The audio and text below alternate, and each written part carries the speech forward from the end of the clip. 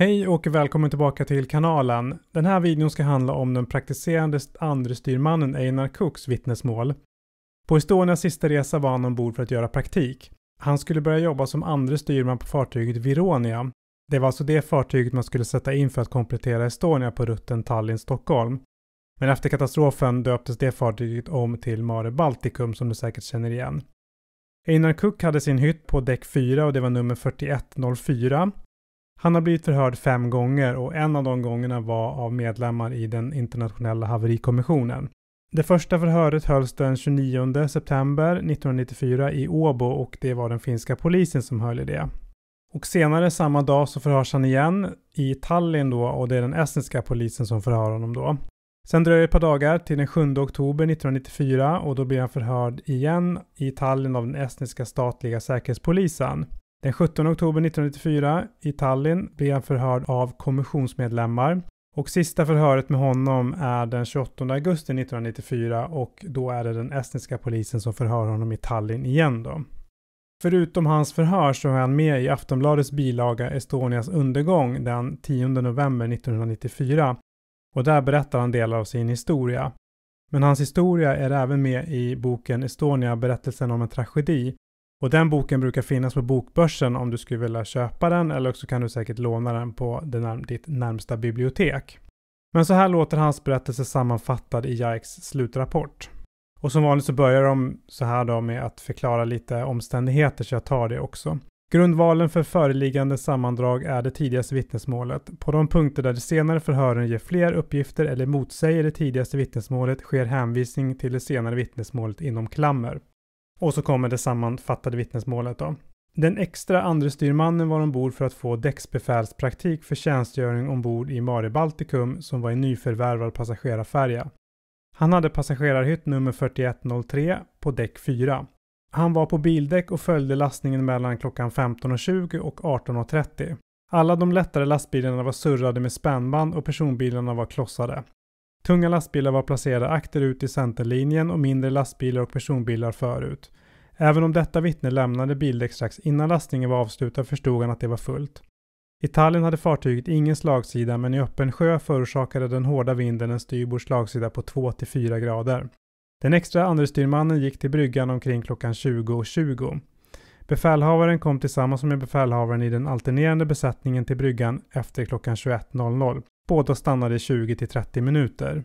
En kraftig sjö träffade Babords bog cirka klockan 23. Befälhavaren kom till bryggan omkring 30 minuter senare och stannade i 15 minuter. Han frågade tredje styrmannen om alla 4 motorerna gick och fick ett jakande svar. Den extra andre styrmannen hörde sedan befälhavarens order att låta aktivera stabilisatorerna sedan girpunkten passerats. Befälhavaren lämnade bryggan ungefär 15 minuter innan Estonia nådde girpunkten. Hennes fart var då 14-15 knop.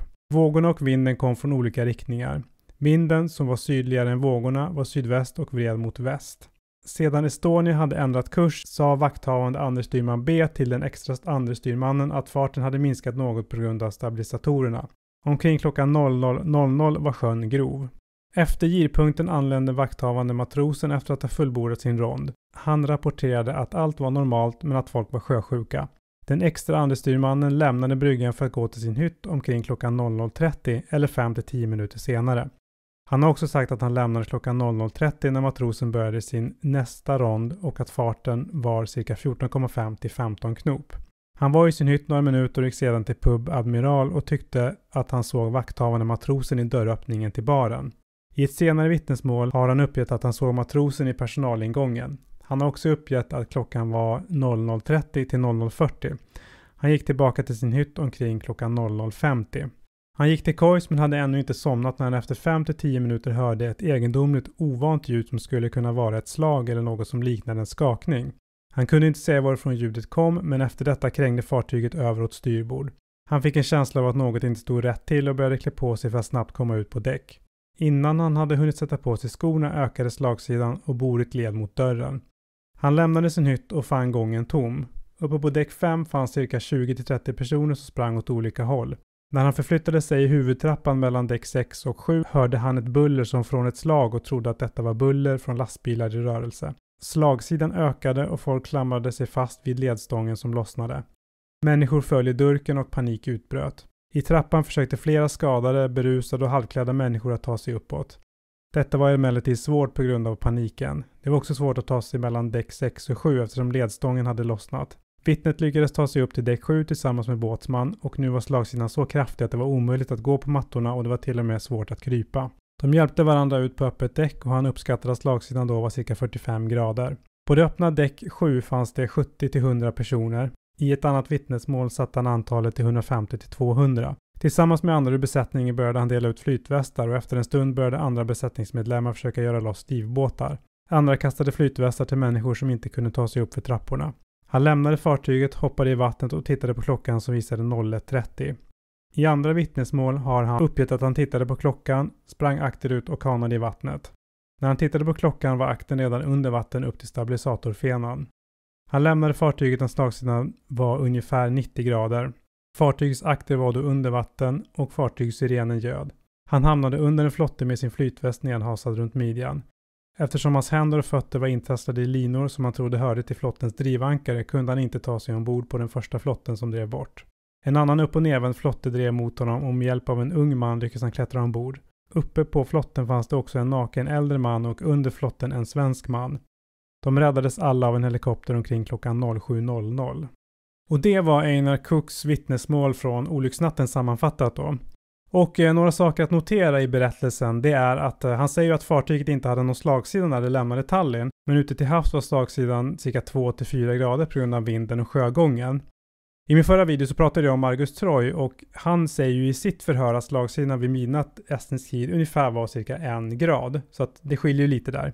Och han var på bryggan mellan 20:20 och 00:30 estnisk tid. Under den tiden var kapten Arvo Andersson där med lediga kaptenen Avo Picht en gång efter 21:00. Och sedan var Andersson tillbaka själv runt 23:30 och då ska han ha frågat Anders Styrman då om alla maskinerna är igång trots det hårda vädret då. Och under något av de här besöken ska Andersson ha sagt att Estonia var cirka 30-40 minuter försenad då enligt den här artikeln han var med i Aftonbladet.